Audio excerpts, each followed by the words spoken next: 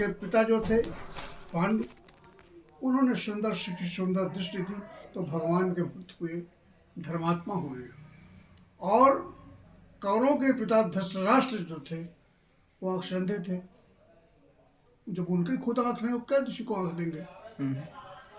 दृष्टि मुश्किल के 100 लड़का अस्थायी हो गया कि जब महाभारत हो गया और उनका जीवन की गाड़ी एकदम गड़बड़ नष्ट हो गई और भगवान पांडवों के रथ चलाने वाले हो गए। तो इसका बहुत बड़ा फल वो होता है, अर्थ होता है। बचपन से देना चाहिए। क्यों? आज घर में जब बुजुर्ग हो जाते हैं तो लड़के बहुएं पसंद नहीं करती बुजुर्ग को। इसके लिए आजकल ज़्यादा फॉरवर्ड हो गए हैं, तो उनको जाकर के वृद्धशाला वगैरह वृद्धाश्रम में रख देते हैं। फुर्सत पाओ। क्यों? इसका कारण है, कई कारण है। हम अपनी भारतीय संस्कृति को भूल करके, मानव धर्म को भूल करके अब मनमानी जब आप और सुख के लिए करते हैं तो वो हमको दुख में परिवर्तित हो जाता है। बच्चों को बचपन को, माता पिता को बच्चों को दृष्टि देना चाहिए। कैसे?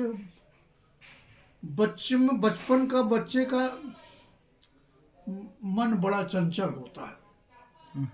छोटे बच्चों का मन बहुत चंचल होता है, इसलिए उनको देखो, गड़बड़ ना करें, निगाह डालो, गलत न पहने जाए, आग न पकड़ ले, ये न पकड़ ले, ये देखो। कोई जानता नहीं, हर चीज को देखना चाहता है, इसको पकड़ेगा, उसको पकड़ेगा, कोई उद्देश्य नहीं।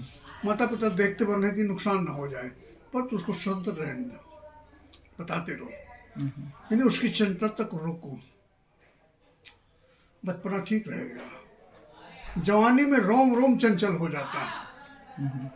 ये कर लूंगा, वो कर लूंगा, ये कमा लूंगा, इतनी कमाई कर लूंगा, उधर चला जाऊंगा, ये तब सुखी हो जाऊंगा, इधर सुखी हो जाऊंगा, पता नहीं क्या क्या कल्पना करता रहता है, लेकिन कोई सुखी होता नहीं। जितने सुख के चक्कर में जाता है उतने जो है उलझता चला जाता है जिंदगी में। इसलिए जवानी में चंचलता को रोको, एक मार्ग पकड़ो, सिद्धांत पकड़ो और उस पर चलो। सुख तो तुम्हारे अंदर से है, सुख बाहर से नहीं मिलता है। बाहर से सुख लेने की इच्छा करोगे, शोषण करोगे, अन्याय करोगे, ठगो किसी को, और जब आप अपने आप सुख खोजोगे तो संसार को सुख देना चालू कर दोगे। इसलिए व्यास जी ने कहा, सुख दीने सुख होते, दुख दीने दुख हो। संसार में शुद्ध व्यवहार है, जो आप दोगे संसार में वही आपको मिलेगा। क्योंकि इसको कहते हैं भावकूप। संसार को भावकूप कहते हैं ना। कुएं में अपनी आवाज दोगे, तुम्हारी आवाज ऊपर प्रतिध्वनि आपको सुनाई देगी। जो आप करते हैं, आपका किया हुआ ही आपको प्राप्त होता है। हम किसी को गाली देते हैं तो वो गाली जो है सिद्धांत है, जहाँ से चीज पैदा होती है तो उसी में लीन हो जाती है। तो जब शब्द गंदे अच्छे भाव अच्छे बुरे निकलते हैं, जब बाहर निकलते हैं, एक परिधि पूरा करके पुनः उसी स्थान पर मिल जाके उसको हमारे अंदर ईर्षा जो भी पैदा करते हैं, हमारे अंदर भाव पैदा करता है। तो जवानी में इसका ख्याल रखना चाहिए। श्रम के सुख के चक्कर में रहो, सुख देने के चक्कर में तुम्हारा सुख अपने आप सिद्ध है।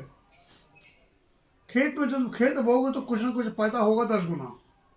जो बोओगे वही मिलेगा। सुख दोगे सुख मिलेगा। हमारे गुरु जी कहा करते थे, महाराज पैसा नहीं रहा था, कपेट दान कर रहे, दान करने का ज्यादा बढ़ेगा। भाई गाली दोगे गाली मिलेगी, अन्न दोगे अन्नदान मिलेगा। जो करोगे वही आपको मिलेगा। ईश्वर के निमित्त आशा मत करो, ईश्वर के निमित्त करते जाओ।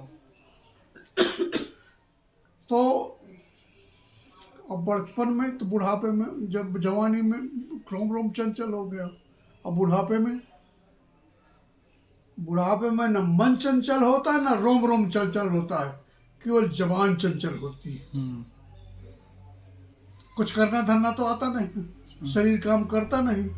अब बहुए लड़के अपने मन का काम करती है तो उसको चिढ़ता रहता है, ये सब बर्बाद किए दे रहा, तो ऐसा किए दे रहा, तो ये किए दे रहा है, वो ऐसा करो वैसा करो। ऊब जाते घर वाले। अरे अब तुमसे जब कुछ होता नहीं तो लड़के करने दो, जब तुमसे पूछे तो बता दो, नहीं बोल तो करने दो, हो जानेंगे। चुप पर रहो, जो दे दे प्रेम से भोजन करो, आराम से भगवान का भजन करो ना। कमी ढूंढता रहेगा तो परेशान हो जाएंगे, इसलिए पट्टी ने भगा देते हैं घर से।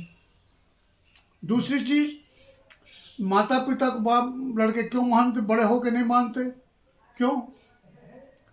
जैसे पशु छोटे बच्चे रहते हैं तब तो ठीक है, अब बड़े होने के बाद फिर पशु बन जाते हैं, उसी को माँ को बाप को सबको मारने लगते हैं।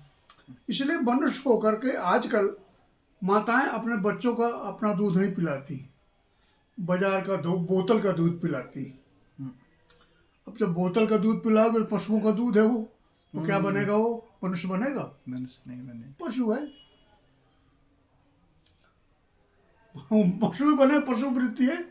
बड़ा होने के बाद भूल जाता है कि कौन हमारा बाप है, कौन मेरा पशु है।